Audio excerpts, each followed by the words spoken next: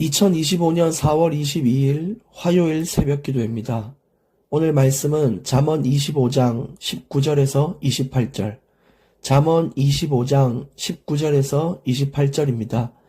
말씀의 제목은 여호와께서 갚으시리라입니다. 여러분, 우리가 오늘 또 잠언서의 말씀을 통해 내 삶과 행동과 마음을 되돌아보는 그런 내 자신을 점검하는 귀한 시간이 되기를 원합니다. 우리가 이런 점검이 잘 될 때 누군가에게 냉수 같은 사람이 되고 또 어디에 가든 꼭 필요한 사람이 될 수 있습니다.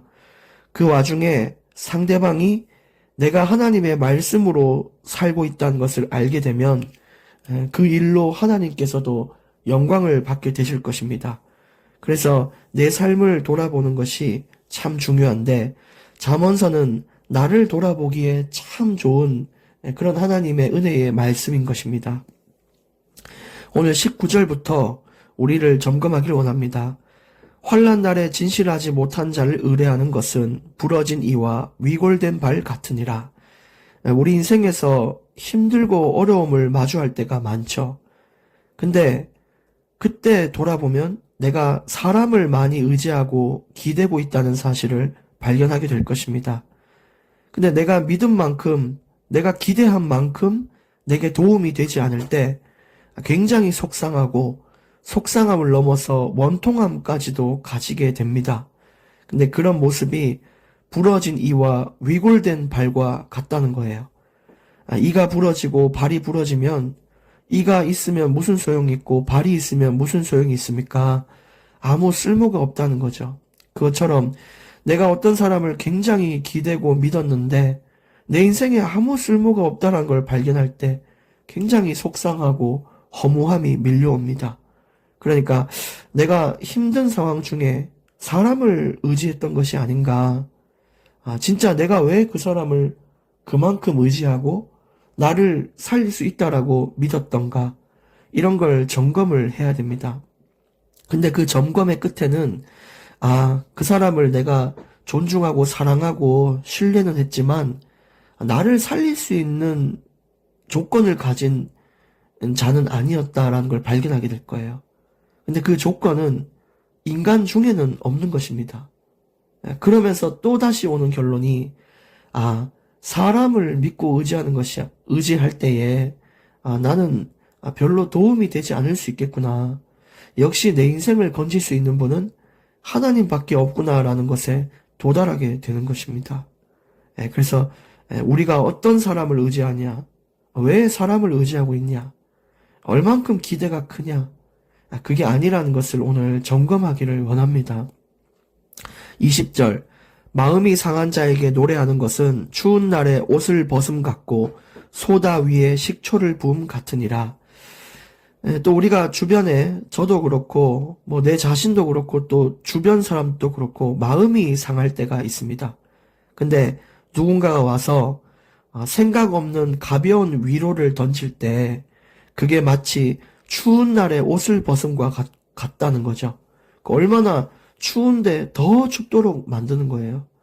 예를 들어 불난데에 부채질하는 거, 불난데에 그 기름을 붓는 것과 같다는 것입니다. 차라리 위로를 할 거면 제대로 해야지 생각 없이 그 사람 마음에 공감하지 못하는 위로를 주게 되면 그 사람을 더욱 상심에 빠지게 합니다. 소다 위에 식초와 같대요. 소다는 염기성이고 식초는 산성이거든요. 이 염기성과 산성이 만나면 부글부글 끓어오르듯이 사람의 마음을 끌어오르게 막 분노하도록 만드는 것이 가벼운 위로예요.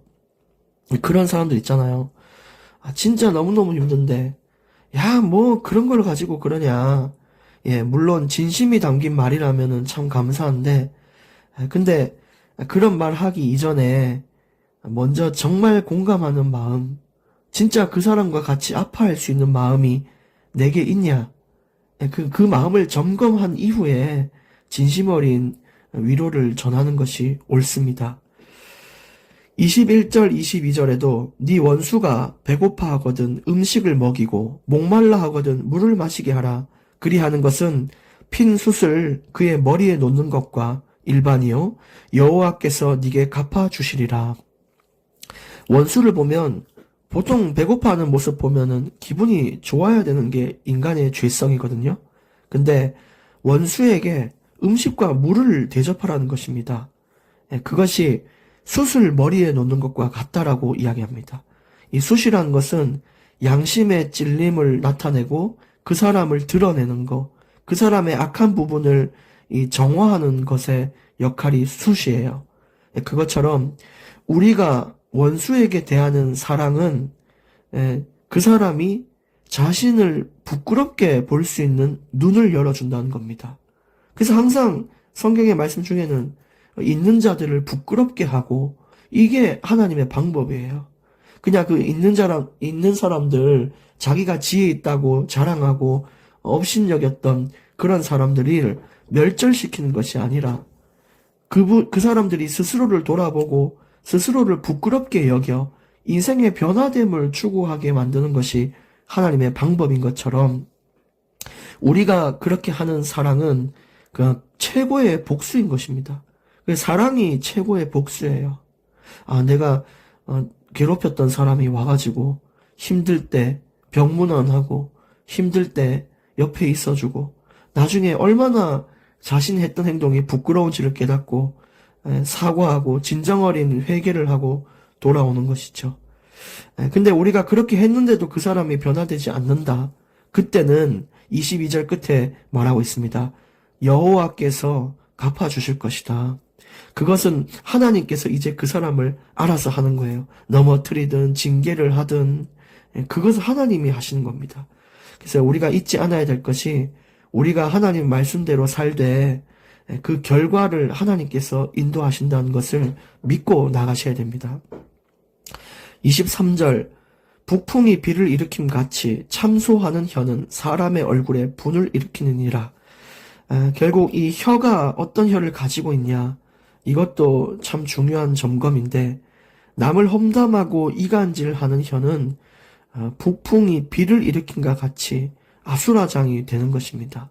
그래서 내 혀를 점검할 수 있는 것이 중요하죠. 나는 죽이는 혀를 가졌냐 살리는 혀를 가졌냐. 24절 다투는 여인과 함께 큰 집에서 사는 것보다 움막에서 혼자 사는 것이 나으니라. 여러분 큰 집은 사람들을 볼 때 너무너무 부러움을 사는 그런 집이에요. 깨끗하고 쾌적하고. 근데 움막은 위생도 조금 어렵고 춥고 남들 볼 때는 업신여김을 받는 거죠. 근데 더 중요한 것은 그 안에 평강이 있냐 없냐입니다. 교회가 커도 평강이 없으면 안 되는 거예요. 우리 재벌들이 드라마에 보면 막 이렇게 잘 사는 것처럼 보이는데 항상 분쟁하고 싸우잖아요.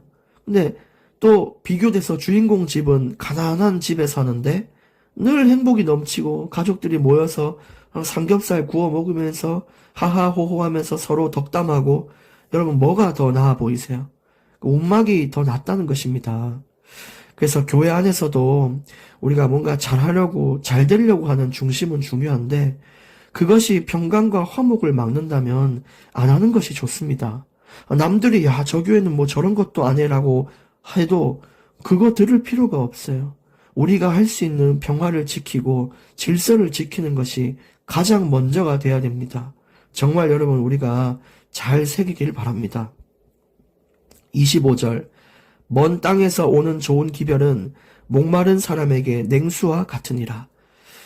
그래서 우리는 이 화목과 화평을 이루는 자들이 돼야 되는데 항상 기쁜 말로 기쁜 소식으로 상대를 위로하고 상대에게 힘을 줄 수 있는 것 그런 오고감이 있어야 어떤 곳이든 바로 설 수가 있습니다. 그래서 늘 마음에 내가 오늘 누구를 만날 때 기쁜 소식, 기쁜 말로써 대하겠다라는 이런 준비와 연습도 나름 필요하고요. 근데 그렇지 않으면 오늘 가서 이거 따져야겠다, 이거 욕해야겠다 이런 생각밖에 안 들어요. 그것은 결코 복된 인생이 아닙니다. 26절 의인이 악인 앞에 굴복하는 것은 우물이 흐려짐과 샘이 더러워짐과 같으니라. 세상과 타협하지 말라는 겁니다.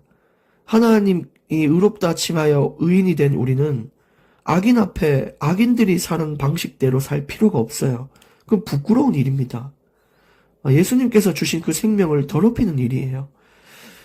그래서 우리는 항상 돈, 명예, 명예 하는 그런 입장이 아니라 남들 뭐라 해도 나는 예배가 먼저고 예배를 소중하게 여기고 하나님의 말씀을 지키는 것을 먼저로 하는 의인의 인생을 살기를 원합니다.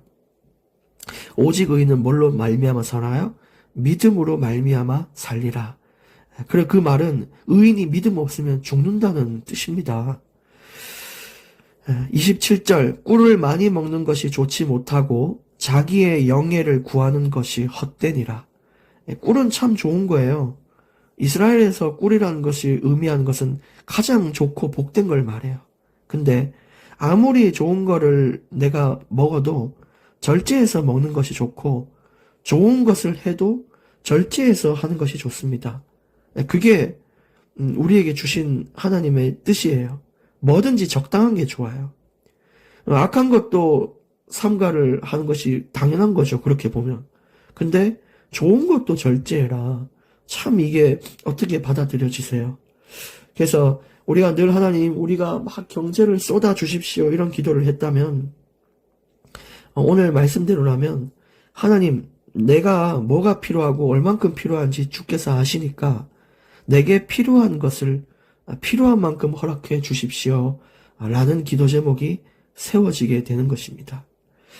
28절, 자기의 마음을 제어하지 아니하는 자는 성읍이 무너지고 성벽이 없는 것과 같으니라. 그래서 앞서 말한 이 모든 것들은 내 마음과 생각에 변화가 있어야만 오는 응답인데 그렇지 않고 계속 내 뜻대로 이것과 반대대로 항상 분을 품고 마음의 어려움을 품고 살고 이렇게 되면 결국 위태로운 인생이에요. 언제 쓰러지고 무너져도 이상하지 않은 인생이에요. 영적 시한부 인생인 것입니다. 그러니까 내 마음과 생각을 주께 맡기는 온전한 예배를 드리시고 늘 기도를 쉬지 않도록 힘쓰셔야 하며 또 내 나름대로 기쁠 수 있는 방법과 이유를 찾아야 돼요.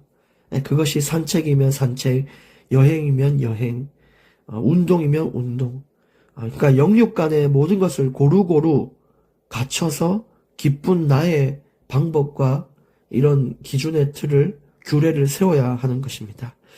그래서 오늘 결론의 말씀은 일단 이렇게 살아보고 이야기하자는 겁니다. 이렇게 해서 됩니까? 우리는 그렇게 할 때가 있잖아요.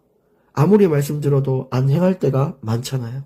근데 일단 여러분 한번 살아보시고 그 이후에 모든 책임은 하나님께 있으니까 우리의 배경 되신 하나님을 믿고 그냥 죽으면 죽으리다 생각하고 당장 이렇게 살아보라는 것입니다. 그래서 오늘 말씀을 가지고 또 인생에 찬란한 변화가 있기를 원합니다. 하나님 감사합니다. 오늘 말씀처럼 하나님이 우리 배경됨을 믿고 말씀 따라 살다가 하나님께서 주시고자 하는 그 종착지에 다다를 수 있는 인생이 되게 하여 주시옵소서. 오늘 또 내 삶, 행동, 마음을 되돌아보며 하나님 안에 있는 기쁨으로 모든 것이 씻어지는 날이 되게 하여 주시옵소서. 진짜 우리에게 있는 놀라운 중심과 사랑으로 주변 사람들을 변화시킬 수 있는 그런 핀 숯을 머리에 놓을 수 있는 자들이 되게 하여 주시옵소서. 화평과 화목의 중심 가운데에 주님을 바라봅니다. 예수 그리스도 이름으로 기도합니다. 아멘.